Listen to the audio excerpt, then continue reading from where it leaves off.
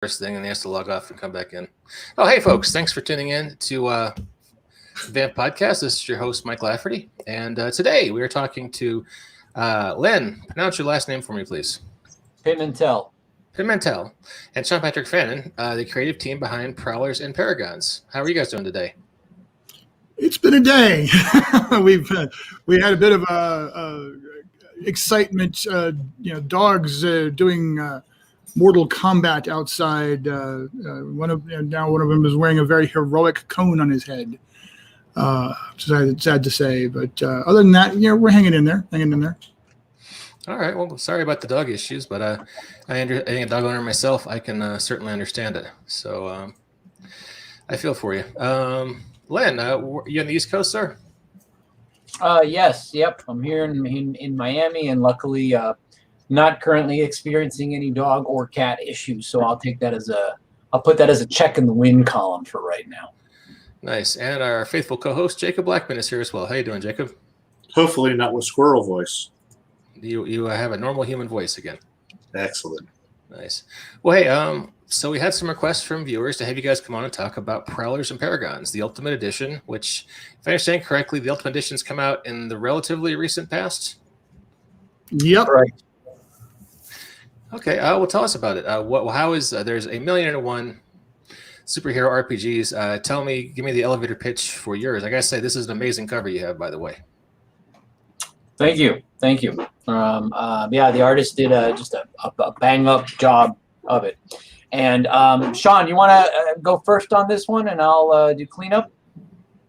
Okay. Prowlers and Paragons is everything you want for crunch, plus plenty of player-facing narrative, all in one nice rules light / medium package.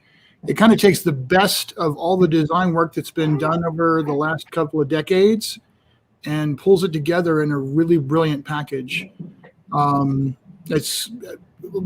best thing I can say about it is that the original Champions Hero System creators looked at this, played it, and said this is what they should have done with the next version of Champions. That's high praise. Well, that's pretty cool. Can you tell me a little bit about the basic mechanic for the system? Sure. It pretty much everything is rated in terms of a number of dice. So your abilities, your talents, which are what we use for skills, and your powers are anything that is that you're going to use actively is rated as a number of dice. You roll that number of dice and you count up successes, which are basically evens.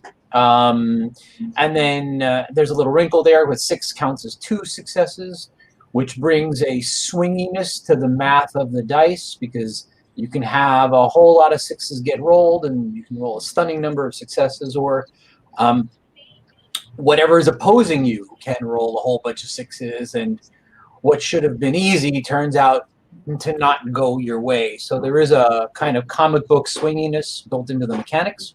But basically, it's a game where you roll your pool of dice, you compare it to the successes rolled that you roll to the successes rolled by your opponent, or to the successes rolled by the whatever difficulty of whatever you're trying to do, and you compare successes. And if you get more, you succeed.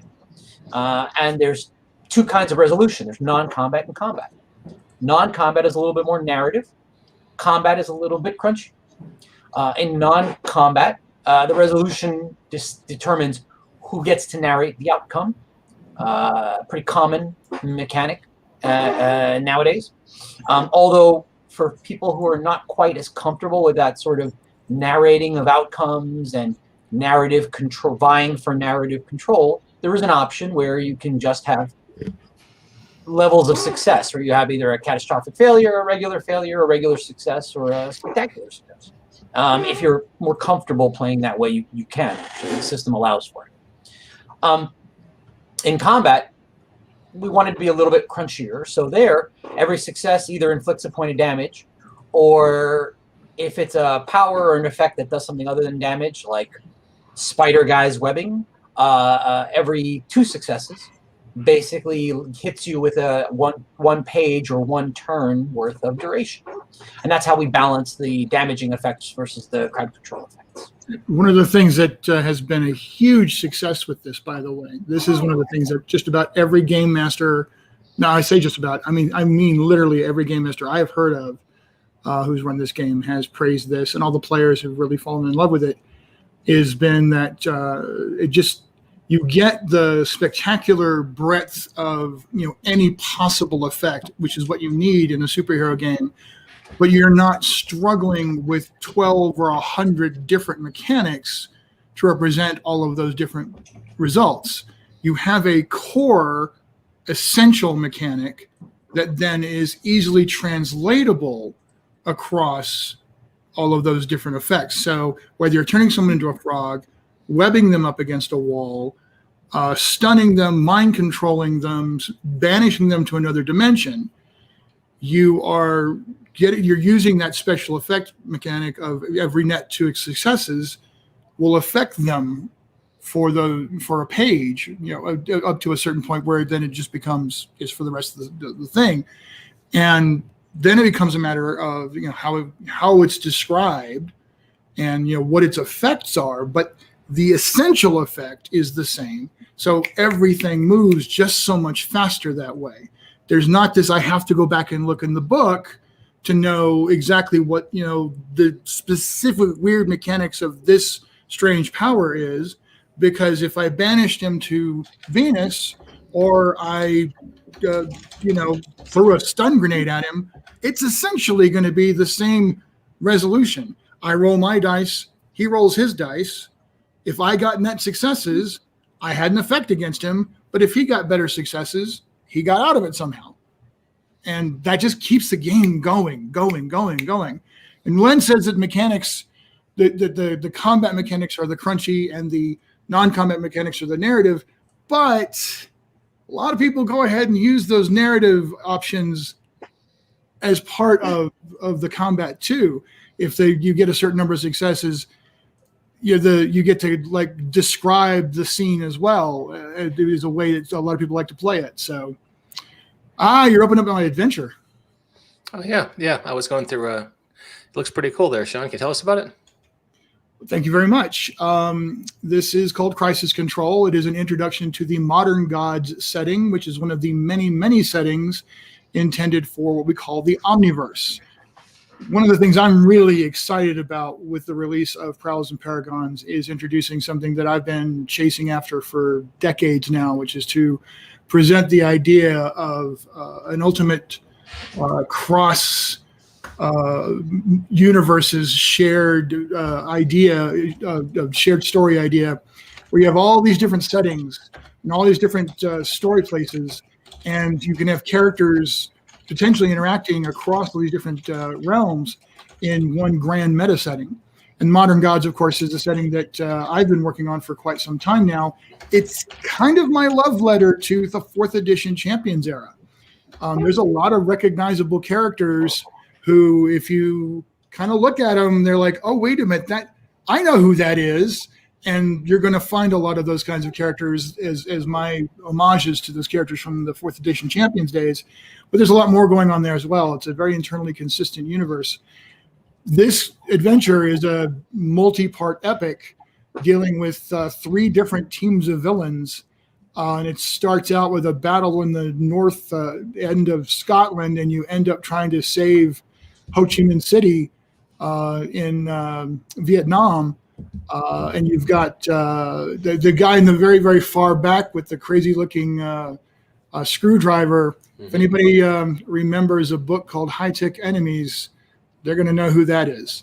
And that's all I'm going to say about that right now. But Dan Smith, a.k.a. Smith, S-M-I-F, famous for a lot of work that he did for Steve Jackson Games, is the artist on this one, and he and I are working on a bunch of stuff. He's become very involved with Evil Beagle Games, and he just did some fantastic work on this. So we're really excited about the release of this one. Yeah, it's a good-looking book. A nice, beefy adventure, too, with 33 pages. Yep, and it was a freebie for our Kickstarter backers as one of the stretches as part of what they got for backing the product. Oh, this is brand new too. March 18th. This is still steaming. Okay. Yep. We're still getting the print on demand books put through the process right now. Yeah. Okay. Oh, here's another new one. March 18th. Oh, Mr. Eddie Webb. I know who that is. Time Heist. You talk about that one, Lynn. I mean, he was kind enough to just jump in and do an adventure for us for that Kickstarter.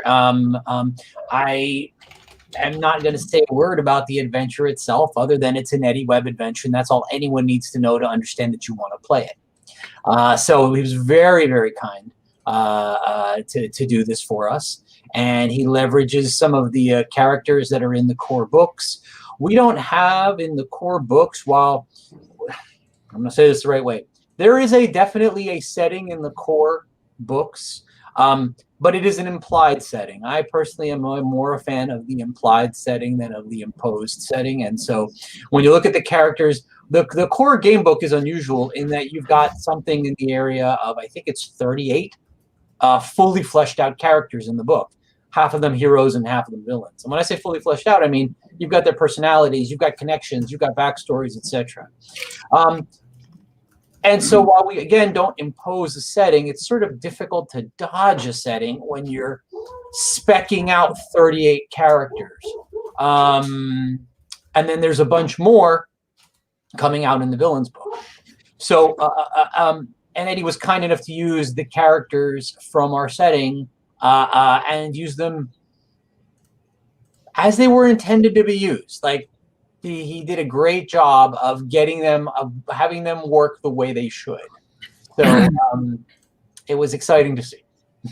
Yeah, and what the non-setting that Lynn's talking about actually is the Pinnacle City universe, and it's absolutely a setting. We love it. I love running in it. So I just recently ran a campaign that Lynn was in that setting. So it is actually a really great place. When you guys see the Pinnacle City's Most Wanted book, it's a fantastic book. I'm going to brag on it since Lynn's going to be too humble to do so.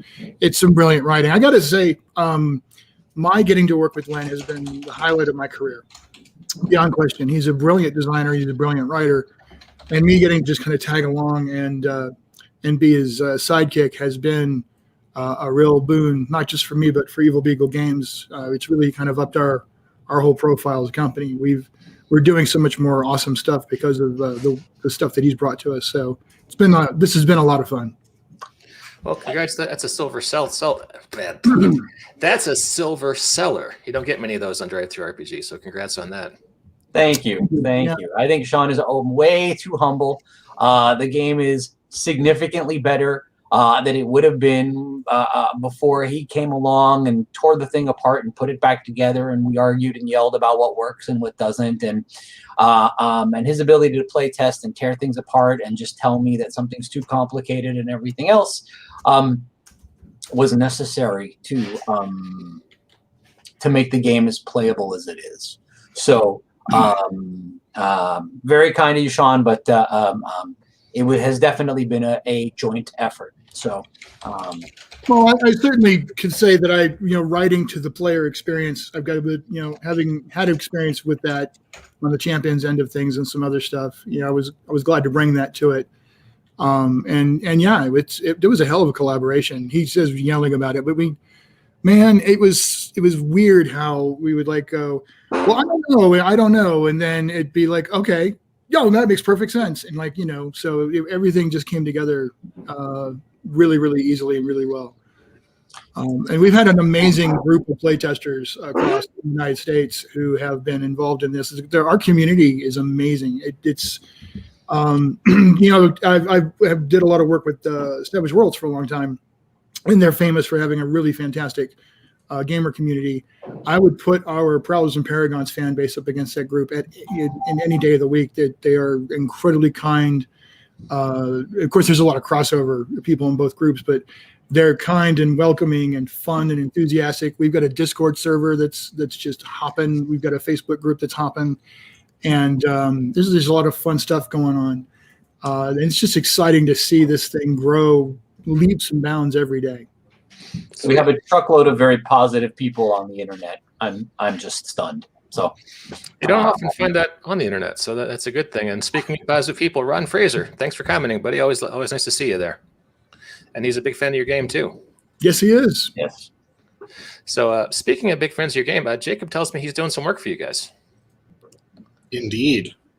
I'm not sure if it's a project I can talk about, as Yeah, you I'm can. not sure.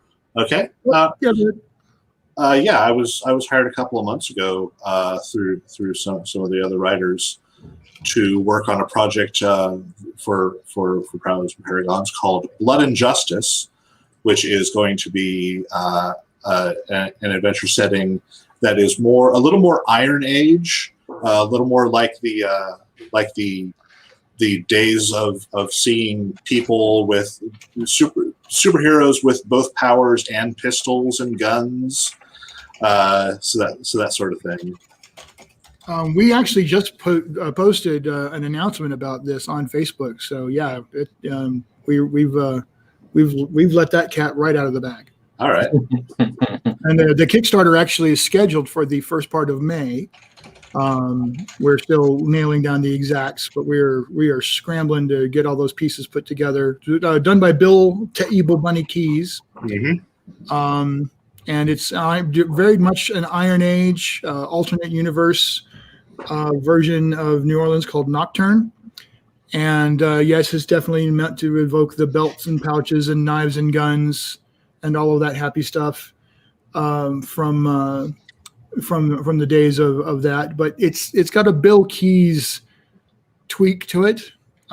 There's definitely a lot of his special flavor in there. But I also I got co-author credit on it because I got to go in and do a lot of the extra design work on the characters, and I got to play with a lot of that stuff going on in there. And I was really surprised because I'm not normally a grim and gritty kind of guy, but there was some really compelling stuff going on in that, and I found myself going, I would run this. I would play in this world because it is a grim and gritty world, but he does absolutely set it up as these heroes are heroes. These people are fighting the good fight in a world that needs heroes. And that's kind of been our tagline for Prowlers and Paragons all along. The world needs heroes. And this is yet another omniverse setting where the world needs heroes. So it's a really nice additional entry into the omniverse and another fun place to go play with these rules. I think Iron Age gets a bad rap, and I mean there were a lot of excesses, as you say, lots of belts, lots of pouches, but there's a lot of story potential in that time frame, I think. And I gotta say, Jacob, I really like the Patriot guy, and I'm a fan of evil alligators, so I'm really enjoying this piece here. I got a couple of alligator pieces in this thing. Is actually pretty amusing how often it comes up. But I wasn't aware that it took place in the New Orleans area, so that probably explains why there are so many alligator pieces that I've done.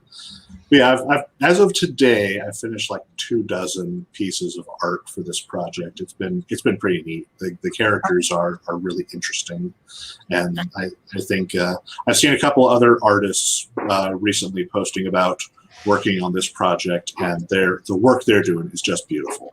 Actually, if I could screen share, I can go ahead and show you guys that cover Yeah. Yeah, let me go ahead and stop sharing, and if you share yours, I will pop it up there. All right. Let me find the. Oh, and welcome to everybody on Facebook. Facebook finally let us go live. So if you're just joining us, welcome. Sorry I missed a few minutes talking with Sean and Len from Prowlers and Paragons. And there is the cover. Oh, wow, look at that. That's nice. That is the cover for, it says coming soon to Kickstarter, Bill Keys from Bill Keys and Evil Beagle Games. So yeah, that's the cover that's coming in from. I think they could use a few more pouches. Just me, Yeah, but a couple more knives, probably. a couple more knives. Yeah. They did have ankles, though. So But look, in terms of the Iron Age thing, nice, very nice. that's a knife. No, that's a knife. What is it? Ken Hite, who says that Cthulhu is the most heroic game of all because the characters are doing what they're doing in the face of doom. They're not going to get better, they're not going to get higher level. It's not going to work out well. And they kind of know that, but they're doing it anyway. I don't know if I go with that 100%, but there's something to be said for being heroes when things are a little bit grimmer and darker and whatnot. There's something to be said for the heroism in that. You know, yeah, there's something there. There's some truth in there. And actually, that leads me into something I'm going to say about the game. And this was actually something that Len and I actually did kind of argue about early on. And I kind of brought him around, although I don't know if I've completely brought him around, but everybody else on the team and the greater circle of fans agrees with me, even if he's not entirely sure himself. Even though the game is absolutely designed for superheroes and designed to the purpose as well, you know, when you want to, that's what you should do. You should design a game to the purpose you're wanted for. But I fell in love with the ebb and flow and the how wonderful it is to run this game, to the point that I'm like, I want to use these mechanics for other stuff. And a bunch of us started playing around with all the other ways, just like Hero System, right? Back when we were playing Champions, we started taking the Champions rules and applying them to other genres, and even more readily in some ways. Now, granted, it's not going to handle everything. There are some things that it won't do as well, and there are reasons to play other games. I'm not going to say that it's going to be the end all be all, but it does handle a lot of really cool stuff. And you know, we're looking at a lot of really, really, really fun settings. We've got Mike Serbrook's Kaze 5, which is basically anime punk. It's going to be coming out with this. We've got my Shard Warriors, which is basically going to be epic space fantasy using this. I've got an Afterfall Legacies, which is sort of a post-apocalyptic superhero, maybe Riftish setting. And then there's, you know, Well of the Worlds, was, you know, sort of other worlds, sword and sorcery-ish kind of. And then there's just more and more going along. I know Lan's been tinkering with an epic fantasy setting. He can talk about that if he's feeling like it. But we've found ourselves looking at all the different ways that these rules can be applied to other fun stuff as well. And again, all of this is going to be, you know, Omniverse. Oh, and yeah, we're going to be doing a new Freedom Squadron iteration using Prowlers and Paragons called the World of Freedom Squadron. So you'll have an option to play the Freedom Squadron stuff that we published using these rules. Well, you pretty much just ruined the question I was going to ask you, which was, you know, besides Blood and Justice, what new projects you got now? Those sound amazing. Oh, well, I appreciate that, but we do actually have a few other things that we're talking about. So what's interesting is that we do have a Dungeons and Dragons setting, actually 5e setting that we're working on called the Shattered World, that is also in the Omniverse, uses the same meta cosmology as the rest of these settings, and is intended to be, even though it's completely different rules and completely different mechanics, it's intended to have the same meta cosmology. So there is the possibility of story connection between that and other places in the Omniverse. Same with the Freedom Squadron, Savage Worlds, and other stuff that we do. Anything that we, Evil Beagle Games is publishing right now, we're doing it under the Omniverse concept because that's part of our branding now. So that's going on. And we do have the Freedom Squadron stuff coming along. Right now, Sean and Robin Bircher are heading up the next wave of Savage Worlds Freedom Squadron stuff, which is the update of the original stuff to Savage Worlds Adventure Edition, but a whole bunch more books that we talked about at the outset that are finally going to be delivered on. And then, like I said, we've just got a whole line of Prowlers and Paragons product that we're just anxious to get out. It's just a matter of, as fast as we can do it. And then we're launching Portalis, which is our professional game mastering service, where we're going to be actually running games professionally for folks. Oh, that's a big deal these days. Someone's at the front door. Someone's at the front door. Someone's Sorry. You got to go, Len? No, I'm good. Okay. But yeah, we're going to be launching Portalis. I'm already about to start running some games under that concept, but we're going to be launching a website for it in the near future. And again, that's the Omniverse. People can sign up to play in Omniverse games, and they can set themselves up for one events or mini-series or full-on campaigns as series, and fully enmesh themselves in any one of these settings. And all of this ties in together in one grand way to experience adventure. It's one big Uber concept, so we're kind of having some fun with it. Cool. I just wanted to mention, any listeners who don't have a horribly long memory, you were actually on our show 2 or 3 years ago. You were kind enough to do an actual play for us of Freedom Squadron, which is, let's say, a loving homage, perhaps a nod to G.I. Joe. Absolutely. I love their G.I. Joe, beyond question. Yeah. Yeah. So glad to hear that's getting an update, and looking forward to seeing it for Prowlers and Paragons. And kudos to you guys for doing the professional GM thing. I keep thinking to myself, if I was a smarter man back when COVID hit, 10, 20 years ago, I would have been wise to set up an online professional GM service, because everyone's been kind of starved for role playing. I wish I'd gotten ahead of it a little bit sooner, just because I definitely want to get it going before everybody suddenly is running free in the streets again. Yeah. But the thing is, online play is not going away. People have gotten invested in it, and I've got people who want to play all over the world now. Actually, when we were introducing, Len and I were introducing Prowlers and Paragons, we were doing live play demos, and we had fans logging in from everywhere, and they were having a blast and begging for more. Yeah. And they still want to. Like just the other day, I last minute said, "Hey guys, we got this little one shot coming up," and a couple of guys from England popped on. So yeah, it's here to stay. People want to play, and the tools are there, and they're fantastic. So I'm really excited about using them. All right, cool. Well, hey, just to sum things up, Prowlers and Paragons Ultimate Edition, which is the full game in all its glory, is available now on DriveThruRPG. Has been up since the end of February, and Kickstarter coming soon for, what was the Iron Age setting you were talking about? Blood and Justice, Bill Keys. And that will be up exactly when? So Blood and Justice Kickstarter is scheduled for first week of May, so starting next month. It's coming up real fast. We're looking at the print version for this book, as well as the release of Pinnacle City's Most Wanted and the print version of Pinnacle City's Most Wanted, hopefully here in the next couple of weeks at latest. So all of that's coming together pretty fast.